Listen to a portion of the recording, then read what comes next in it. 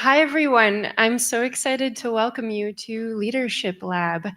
My name's Zofia Ciechowska. I'm the VP of People Strategy. And I wanted to first start by saying thank you for taking the time to come to our first Leadership Lab. Please join me in welcoming Simon Sinek, who's an award-winning author and speaker, and our VP of Engineering, Tao Rabiu, to the stage. Tao will be interviewing Simon Sinek, and there will be time for some questions. Please give them a warm welcome. So I appreciate the warm welcome, Sophia, and I'm grateful to be here. It's great to be here with you, Simon. Nice to be here with you. Awesome. All right, so I'm going to start with some questions, and throughout these questions, I'm going to attempt to intersperse a bit of my experience and perspective as a way of reflecting some of the things that I imagine my colleagues here are going through, and perhaps we punctuate it with some Q&A at the end.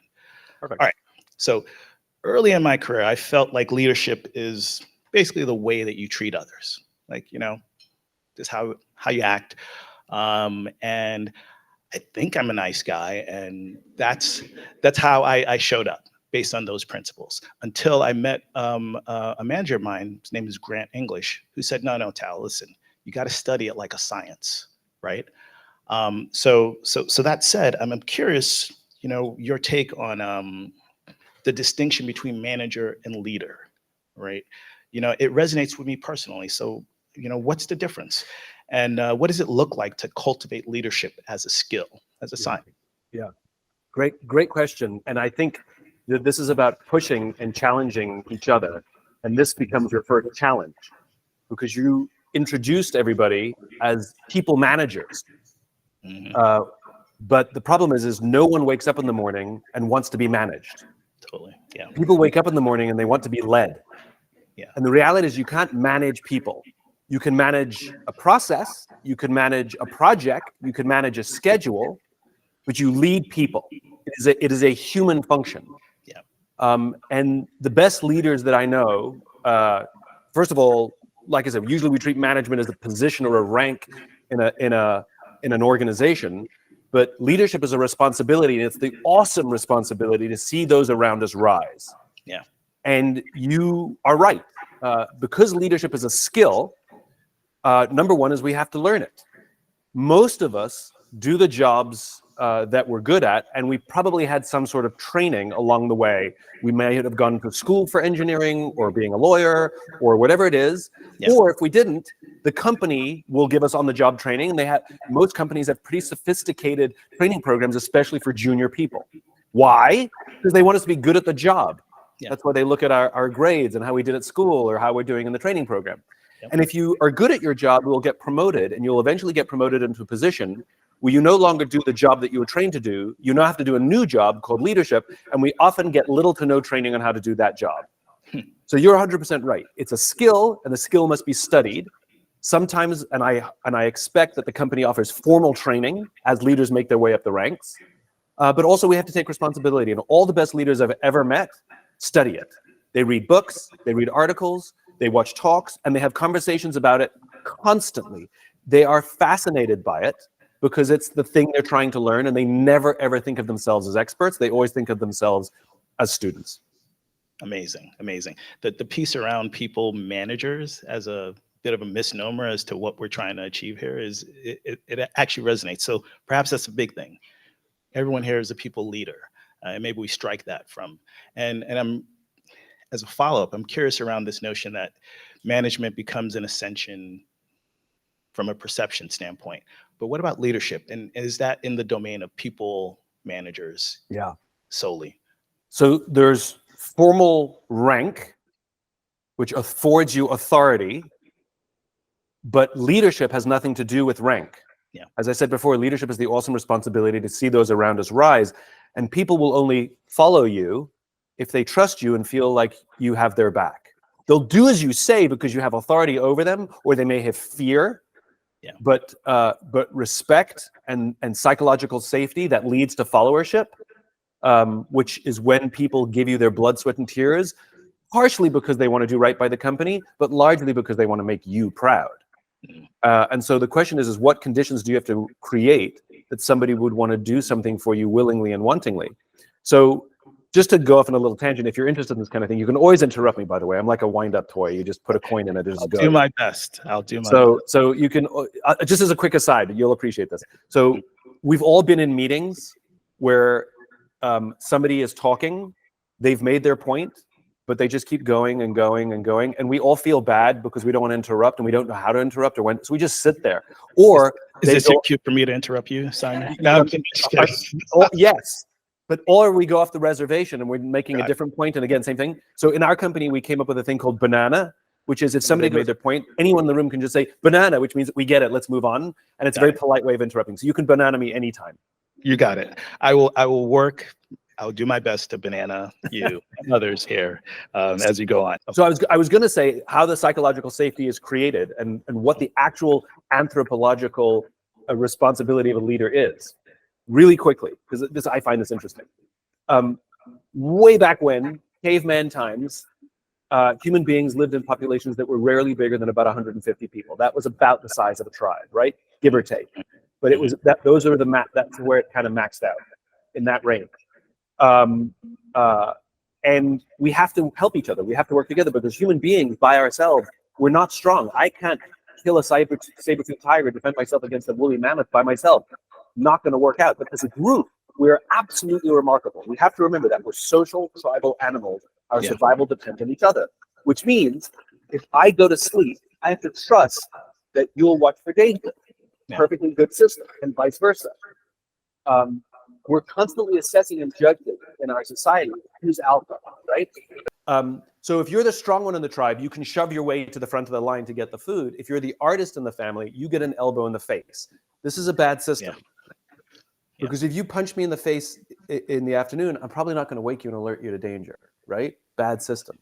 So we evolved into hierarchical animals where we're constantly assessing and judging each other who's alpha, right?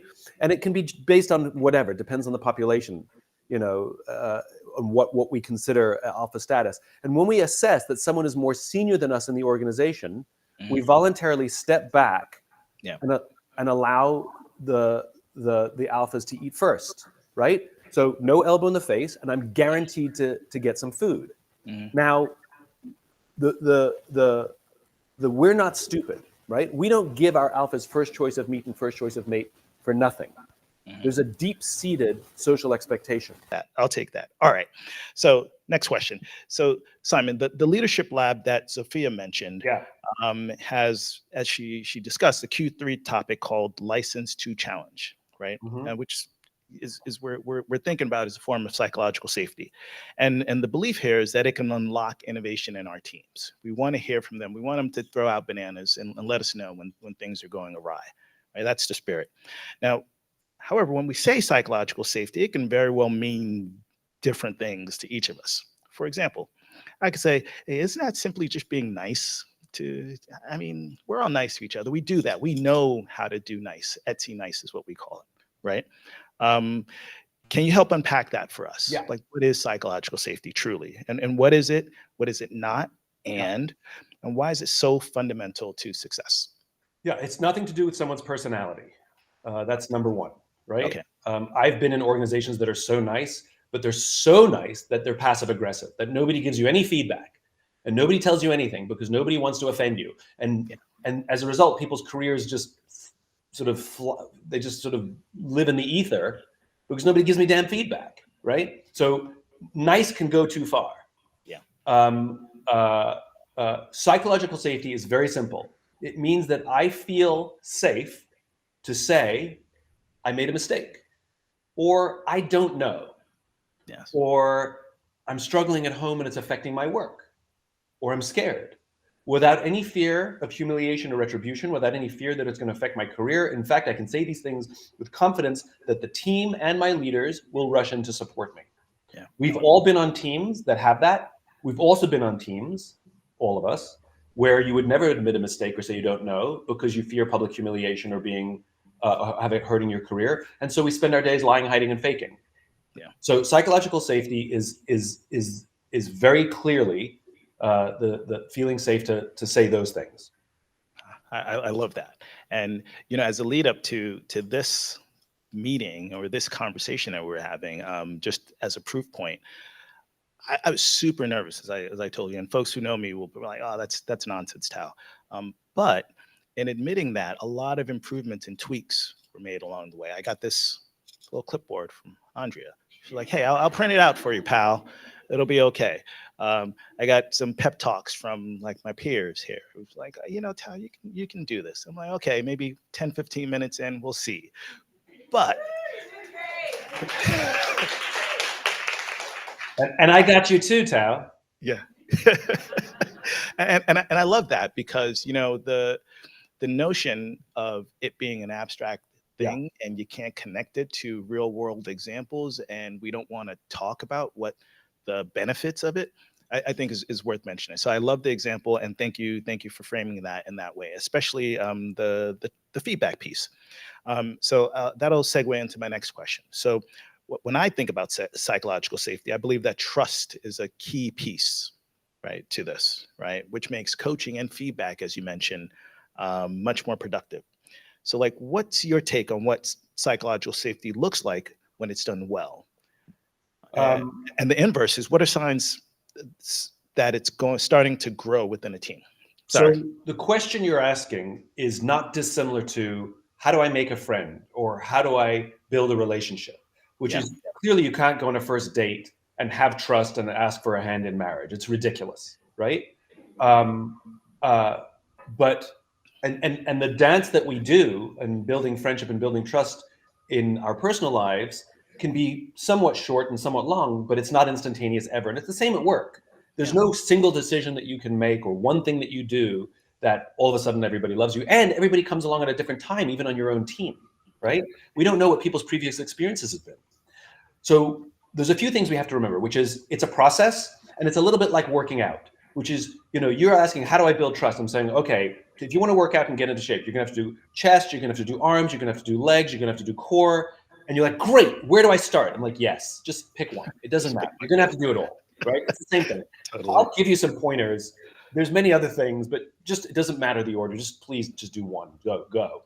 So number one, which I think is one of the most important things, and you demonstrated it, Tao, which is leaders have to lead by example. Just like children follow their parents, people on a team will follow the example of their boss. If the boss lies, yells, screams, always has all the right answers, guess what you're going to get from the team? You're going to get pushiness. You're going to get people jockeying to be right all the time, right? The leader will set the example. And so it doesn't actually work when the leader says, hey, if you make a mistake or if you don't know something, tell me. I'm totally cool. I'm building psychological safety here. Until you do it, right? It's not going to work. It's actually not going to work. What actually does work is when the leader says, I don't know. You're asking me a question. I'll be honest with you. I don't know. I don't know. Or I screwed up and I need your help to fix it, right? Now, people are afraid of doing those things because it is that word that scares a lot of people, vulnerable, right? Because it's admitting weakness. But admitting weakness and being vulnerable and being weak and being vulnerable are not the same thing, right? So I don't want anybody to ever say, oh, I'm so nervous. I'm useless at this. I don't even know how, this is not going to go well, right? Like that will not inspire confidence. Own it. Be confident in the expression. So for example, hey, I have no clue what's going on. I am so nervous. You have no idea. And unless somebody helps me, this is not going to go well. It sounds familiar. Great. But listen to the tone of voice. It's so different. Yeah. And if the leader goes first in pretty short order, you will find that people will start to take the risk to do the same per the leader's example. And we have to welcome it. That if somebody says, I made a mistake, we can't say, what'd you do now? You go, bring it on. I got you. What do you need? If somebody says, I'm struggling at home, you go, it's okay. Don't worry about it. We'll take care of the work thing this week. Don't worry about it. You know? So we have to affirm those risks that people are taking. Amazing.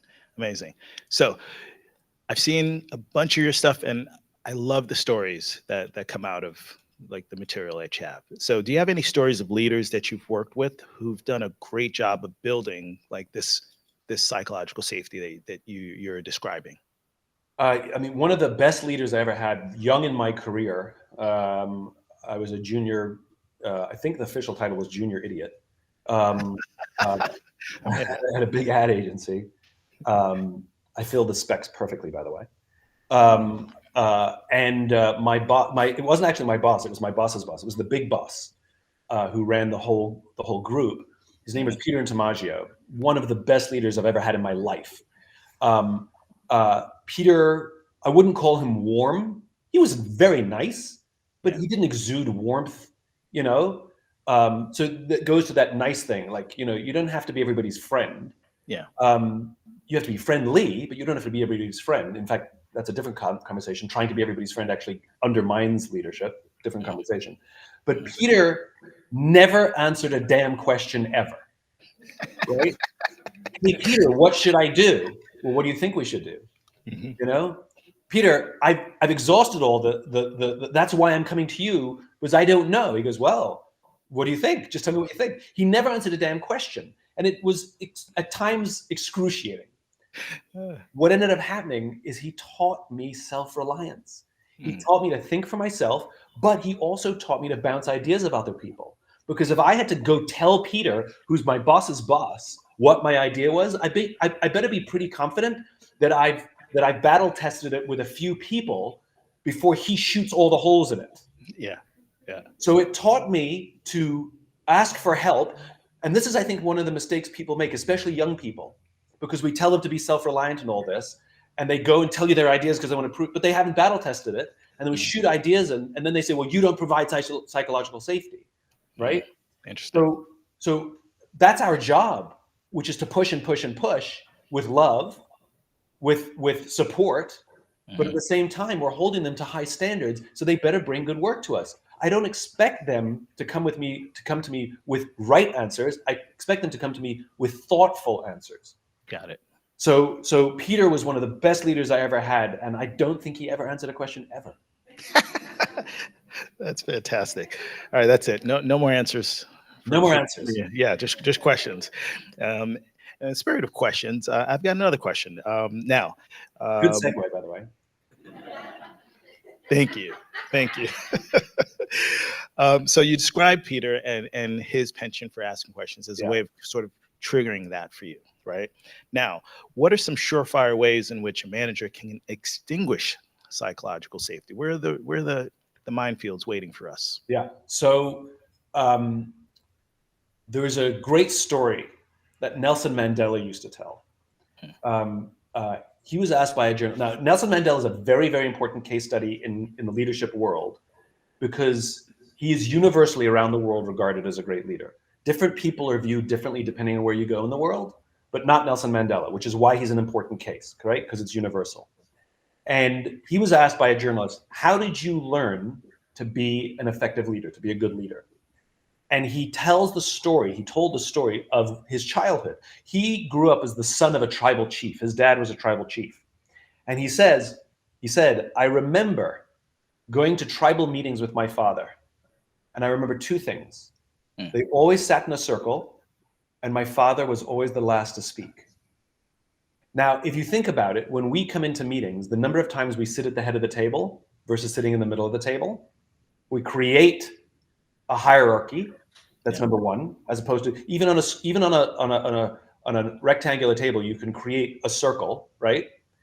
And you think of the number of times we come into meetings and we go, okay, here's the challenge we're facing, guys. Even if it's somebody who's good and well liked and all that, here's the challenge we're facing. I want to get your point of view. Here's what I think, but tell me what you think. Yeah. Too late. You've either biased the room or you've made people feel that their opinions don't matter. So it takes a lot of discipline for a leader to say, here's the challenge, tell me what you think, and then shut up. And if it's quiet, don't say, anyone, because people who need to think before they speak, not like me who just thinks out loud, right? You're doing great, Simon. Process. So every time you say anyone, it restarts the system. So you have to get comfortable with uncomfortable silence, and someone will break it. And you have to be good at leading the room. Now, what do I mean by that? Much is said in leadership about self-awareness. You have to be self-aware. I actually think that's very difficult. I don't know my blind spots. I don't know how people receive me, right? Self-awareness is actually very difficult. I think we have to practice situational awareness. That's more important, right? So that when you're sitting in that room and you've asked for help, you've asked for ideas, one person's doing all the talking. Are you aware of that? Can you say, Dave, love the ideas, let's hear from somebody else? Or are you in the corner of your eye, are you catching the person who goes, and you're like, hey, Stacy, you want to say something? Yeah. Or somebody who hasn't spoken at all. And at the very end you go, hey, Tao, I know you have a point of view. I want to know what it is. And the point is that a good leader isn't leading the idea set. They're leading the room. And by the way, the leader may change their mind zero based on their original thoughts, but you'll make people feel heard and you get all the benefit of all this new thinking. So you actually might learn something that actually might change your point of view. And then at the end, the leader can say, I came in here with this point of view, but I got to say, this was more valuable to me and I've changed my mind. Wow. Amazing. Thank you for sharing that. Yeah. And the takeaways here are, again, back to the skill. There's a lot of intentionality in what you describe. It's not just like, hey, just naturally hang out and high five or fist bump. No. And it's great that we have this series because I think it's going to be valuable for a lot of us to be intentional about those things that you talked about: hierarchy, facilitating, and not leading in the traditional sense. So I love that. And if I may, yes, please. This stuff is difficult. It all requires practice, and you will rarely get it right the first couple of times. It is a process, like getting in shape, right? It is a process, and you have to trust the process. Yeah. And of the people who are in that room, I highly, highly, highly recommend you find a buddy, at least one, or a peer group, because it is too difficult to do this thing called leadership alone, right? It's like even parents. There's, the traditional nuclear family has two parents, but even if you're a single parent, you still ask for help from your parents and your friends. You still get feedback and input.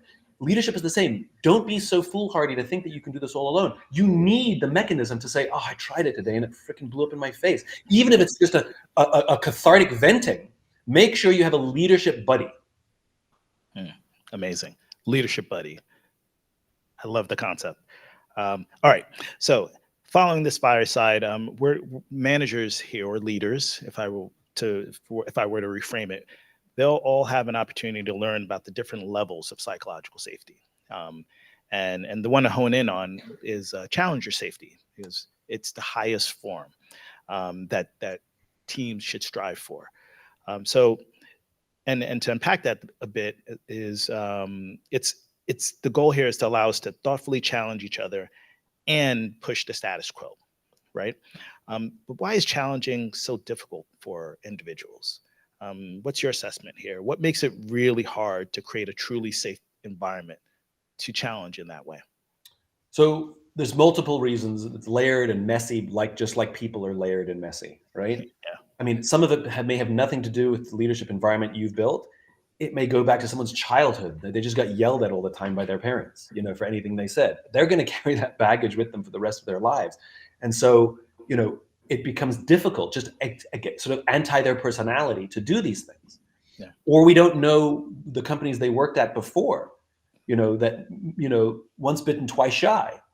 So we have to be patient that everybody comes along at their own pace, and it's not bad or wrong, and no one is failing if they're not challenging, right?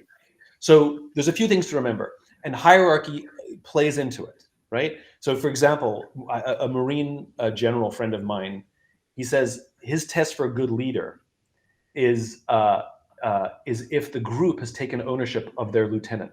So is it the lieutenant or is it our lieutenant, right? And that's the first line leader. Now, the leader that's 4 lines away, it's always the colonel. It's never it's always the vice president. It's never our vice president, right? Yeah. And so challenger is very easy here because the relationship is close, it's intimate, it's daily, it's familiar, and we need it here. Now, if you come up into a meeting and you've got a lot of people who are 2, 3, 4 levels in the hierarchy beneath you, the challenger culture you're going to get is be very difficult.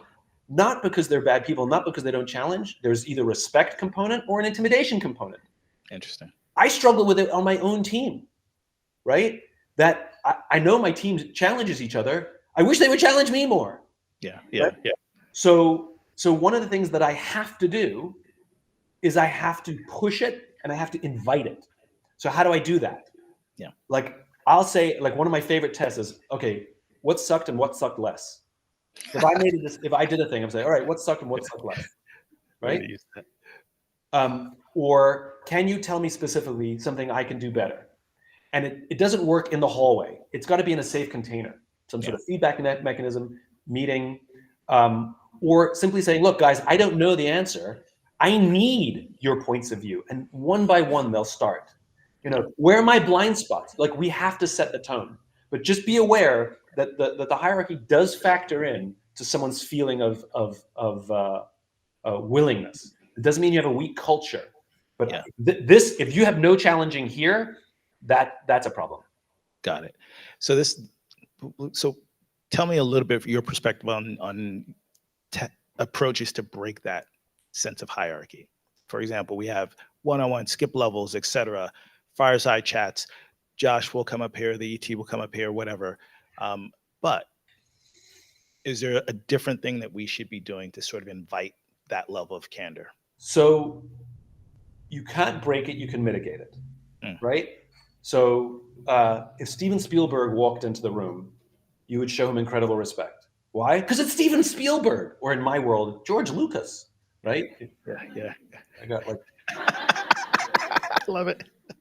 So like, I'd be like, oh my God, it's George Lucas. Oh my God, it's George Lucas. And if he says, tell me what I did wrong, I'm like, oh, it's amazing, right? Like, I love your stuff. Nothing. I love you. I love everything you've done, right? He can't break it, but he can make me feel a little safer, and he can mitigate it. What's more important for Josh or any senior leader, what's more important is that they create a culture of challenge from their circles of influence, from the regular impact they have. So if Josh creates a circle, a challenge culture in his direct reports, guess how they'll lead their direct reports, and guess how they'll lead their direct reports. Yeah. And so the most important thing is the culture you create in your sphere, and then it ripples. By the way, it goes the opposite as well. No challenger culture at the top. You're going to find only small pockets of it throughout the company. Got it. And we call those rebels, right? We call those rebels, or those the people who have this weird, like, I don't care if you fire me, Yeah, totally. Right. I love it. I appreciate that a lot. I want to do a quick time check. Sweet. Good. I'm good. So I'm going to shift to a lightning round unless I missed something significant. And if I did, I apologize profusely to you all in advance. All right. What 3 characteristics make a great leader? So this question comes up a lot. And, you read articles and they're like, charisma, I've known a lot of great leaders who you wouldn't even know they're the leader. They like walk with their shoulder against the wall, right? So those things I've seen yes and no. But the few things that I've seen universally about amongst the great leaders I've met, number one, and these things, number one and number two, sort of go together. Number one is courage. Number one is courage.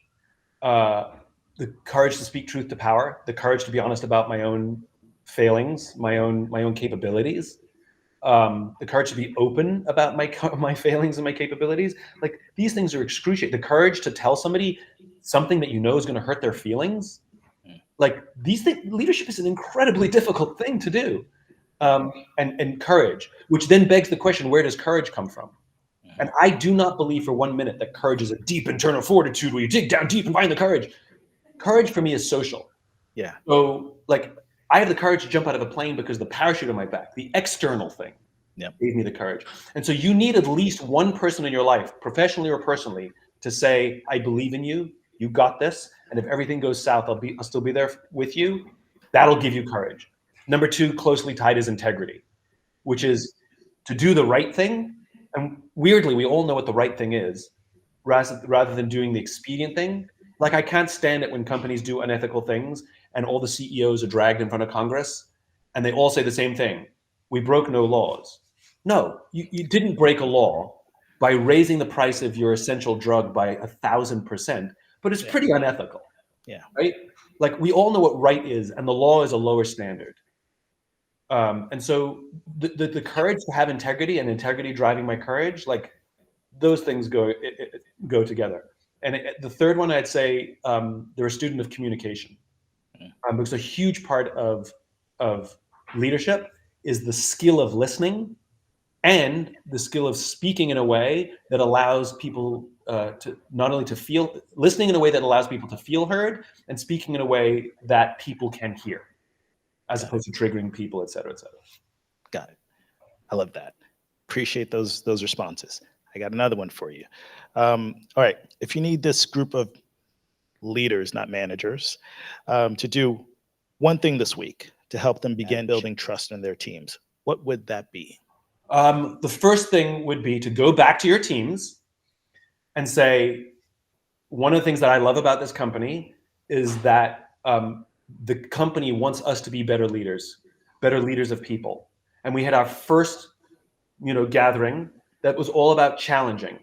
And there's an expectation at some point that we're going to challenge you to think bigger, think better, push your boundaries. But that starts with me. And I've been challenged by the company to take myself on and be a better leader.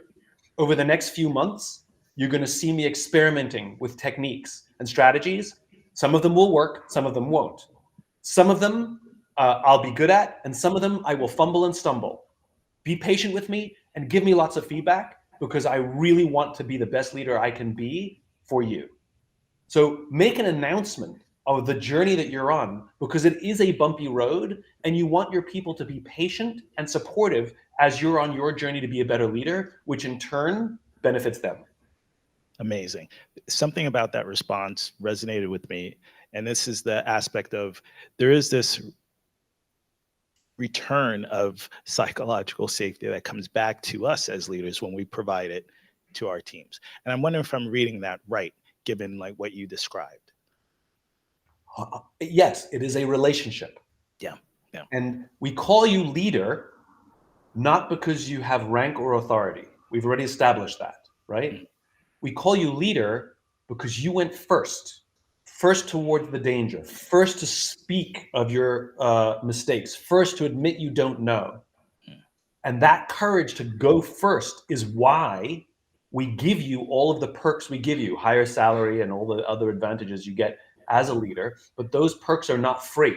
There's a deep-seated psychological expectation that all the advantages you get in a leadership position come at the cost of you being vulnerable first and protecting the group.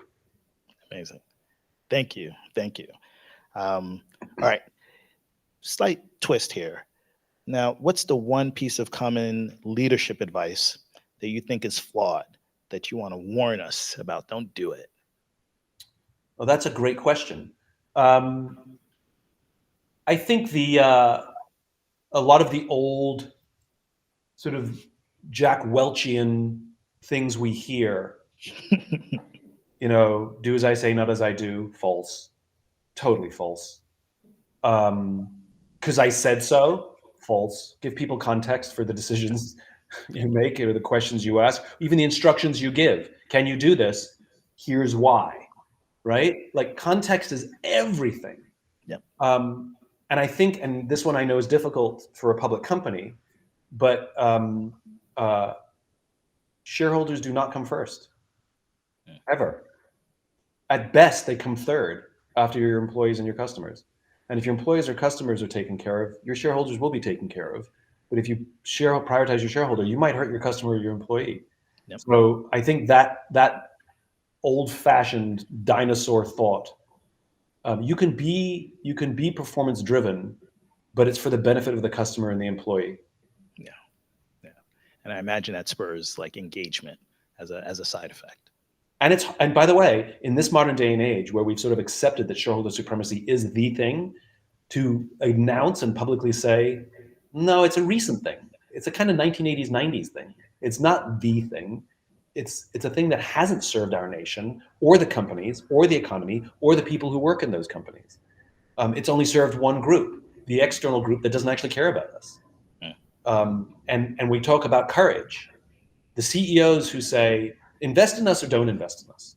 You know, we will not be fair weathered fans, but if you believe in our cause and you like our management, you like our strategy, welcome. All right. I'm going to wrap this up with my last question. And so, what is the one thing you wish? But before I do that, thank you for that response, Simon. It was great. I appreciated it, and I imagine others did too. So, what is the one thing you wish you knew about leadership when you were at the very start of your journey of becoming one? Oh, super simple. I don't have to know all the answers, and I don't have to pretend that I do. As a young leader, I thought my credibility came from my intelligence. I thought my credibility came from having answers to every question. I thought my credibility came from knowing what to do. Complete nonsense. The single best thing I ever learned that transformed me as a leader and as a person is the confidence to say, I don't know. Amazing. Well, leaning on the very gracious Andrea, she has given me the cue that it's time to open for Q&A, right? Yeah, we're going to take a couple questions. We can start with the audience, and then if you're virtual, drop your question in the MC, and I'll read it aloud for you. We just have time for a few.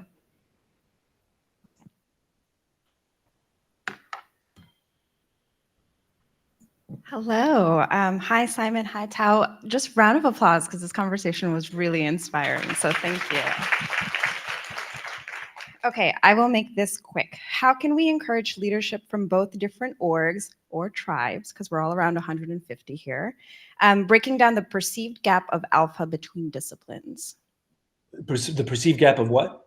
Between disciplines. So creative, engineering, product, marketing. Oh, yeah. Well, first of all, one of the ways we organize companies is, as you've said, right?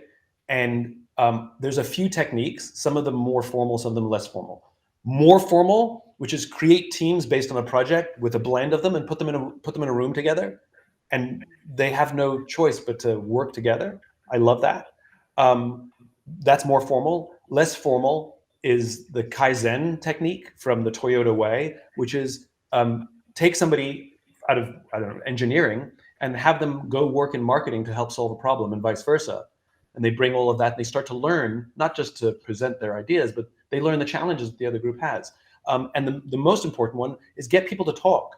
Like, you know, a formal monthly, quarterly meeting where the different groups present to each other. One of my favorite companies that does this really, really well is 3M in Minneapolis. And 3M is one of the most innovative companies that ever existed on the planet. The number of patents they have is extraordinary.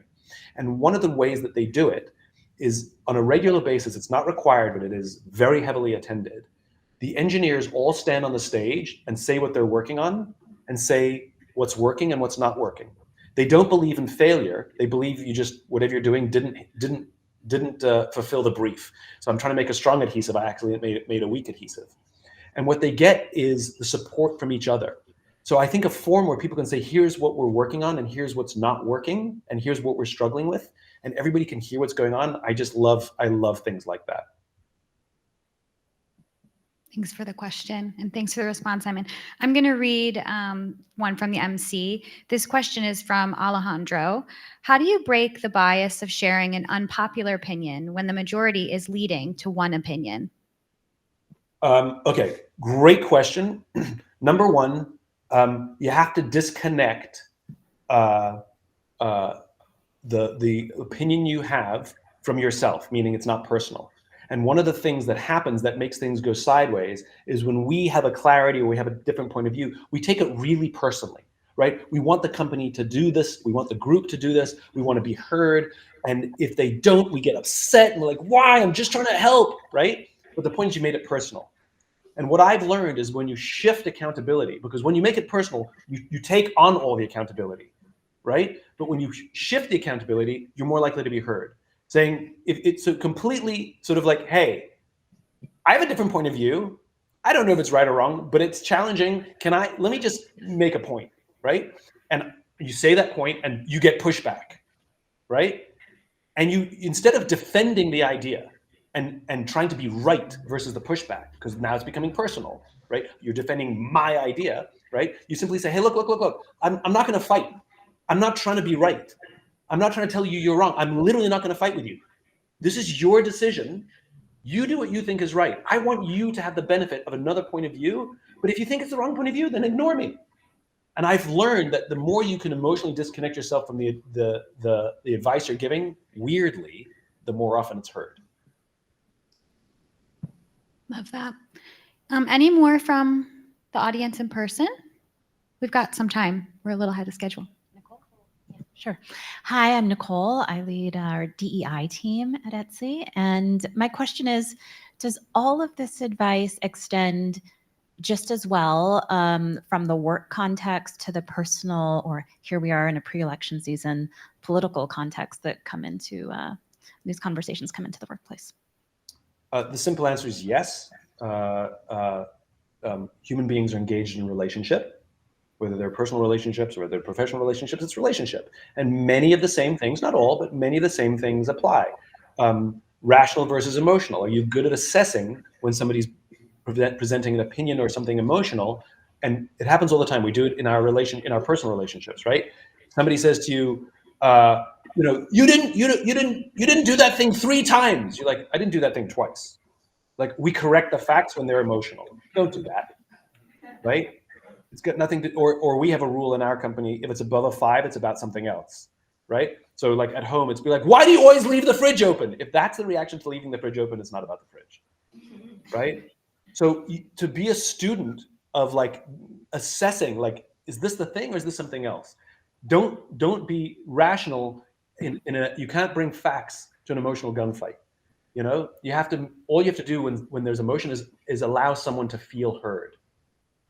And when politics come in, which, you know, is so uncomfortable and destructive inside everything. Our goal is not to fight with the person or prove them wrong. Our goal is simply to hold space and make them feel heard. And that's a skill that we have to do better at as employees, as brothers, as sisters, as spouses, as boyfriends, as girlfriends, and as Americans. We are crap at listening. And if you want to teach one skill in your company that will have ripples that will benefit society and people's homes beyond, start teaching effective listening. Nicole's taking notes back there. Okay, we have one more question in MC that I'll read. This is from Sonali. Should the leadership principles or guidelines change based on the changes in the company culture? For example, if a company is getting more performance focused during a difficult economic time, why or why not? And if the answer is yes, how? Great question. Absolutely, leadership styles adapt for the situation you're in, right? So there are some leaders who lead with command and control. Command and control is not useless, it's just not sustainable. And so if you're always like that, you'll exhaust your people and burn them out and probably break levels of trust at some point. But in periods of extremely high stress, like COVID and going into lockdown and all of that, extremely high stress, it is totally okay for a leader to go into command and control, but you have to have been that really effective sort of kind of leader that we're talking about to build the trust before that. Command and control doesn't work if you don't have the trust of the people. And so if I learned this from the Marine Corps, so forgive the analogy, but you know, when you go into combat, leaders just bark orders. That's what they do. But what people don't see is that's not what it's like back at home station. They've built trust over months, if not years, so that their people trust them when they go into command and control. And by the way, be open about it.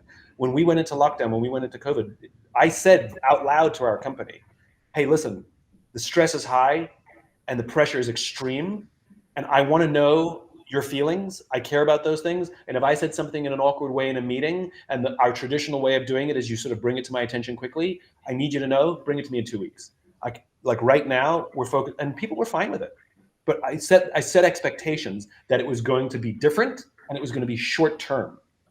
That's really important. So yes, you can adjust your style for the situation you're in. What you can't do is be mushy and super patient with when stress and deadlines are extreme, but at the same time, you can't be command and control when the stress is normal. Oh, we've got another question here in the audience. You talked about self-awareness and how that's like one of the most difficult things to do, and you also talked about kind of people think of psychological safety sometimes as being like positive, and you can have this problem where you have what I might call toxic positivity, and so I'm wondering, how do we measure as an organization whether we're making progress on psychological safety when we think we're already good at it, and see the problems when the culture is overly positive? Yeah. So you're such a great question. Toxic positivity is thinking everything's good or telling everybody everything's good. It's I guess the equivalent of giving everybody a trophy, right? And it's the unwillingness to ever give difficult feedback. Now, the question is have you learned the technique to give difficult feedback so that people will hear it rather than be defensive and angry? And so one of the ways you can judge, is it excessively positive, or are you actually creating psychological safety, is ask the people on a regular basis, do you feel safe to admit a mistake? Do you feel safe to ask for help? Do you feel safe to say, I don't know, and see what people say, right? At the same time, you'll see it in the product. You'll generally see, if you have psychologically safety, you'll generally see the number of people quitting go down. You'll generally see innovation go up. You'll generally see over the more consistent performance, but you'll see it also just as the leader of the group, is you'll see your team teaming together. You'll see your team relying on each other. And the more that you step back, like I made an executive sort of decision the other day, and I was sort of a little not very clear about what the decision was. I was like, we need to do this, right? We're not telling anybody to do anything. And somebody said, well, what's the decision? And I said, I want each of the team leaders to go back, do experiments with their team, and then tell me which is the best solution. And so the more you push out the opportunity to try and experiment, you'll get the benefit of all of that, and you'll have a sense of it. But there's multiple data points that you'll need, some of them formal, some of them informal.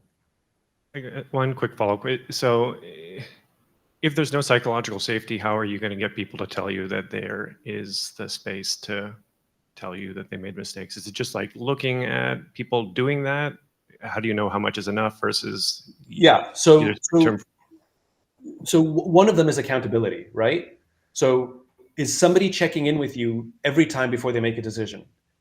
Hey, is it okay if I change this from blue to green? Hey, is it okay if I call one of our people? Hey, is it okay if I send this out? Hey, is it okay if I give this report to your boss? Right? And the problem is the more we answer all those questions, we're actually removing accountability. For me, one of my biggest pet peeves is when we go on a company offsite or vacation, that we're on our emails and checking in on everything. Nothing undermines trust more than you can't even go away for a week and you don't even trust your team to make decisions while you're not there. Like when I go on vacation, I tell my team, hey, I'm gone for a week. If there's an emergency, deal with it. I'll see you in a week. Bye. Right? And what that does is it says, I trust you and you're accountable, not me. The more I answer their questions, the more I remove accountability from them. And by the way, accountability means sometimes they get it right and sometimes they screw it up. And so when they get it wrong, is it stylistic? I just would have done it differently. We have to sort of learn to put our egos aside there. But if it went sideways, assuming there's no negligence, like that there wasn't like gross irresponsibility, that's a different conversation. But if something just went sideways, you go, oh my God, that went sideways. Okay, let's figure this out. What's your first suggestion how we can put this right? I got you. Let's just figure this out together. And the more of that happens, pushing accountability, we're not very good at. Because we're constantly connected, which accidentally removes accountability from people. Is this on? Okay. Thanks everyone for the questions. I have the pleasure of wrapping us up, and so it's my turn to be nervous now, Tao. Just kidding. I just want to say thank you to Tao and thank you to Simon. I think they did an amazing job. Let's give them a round of applause.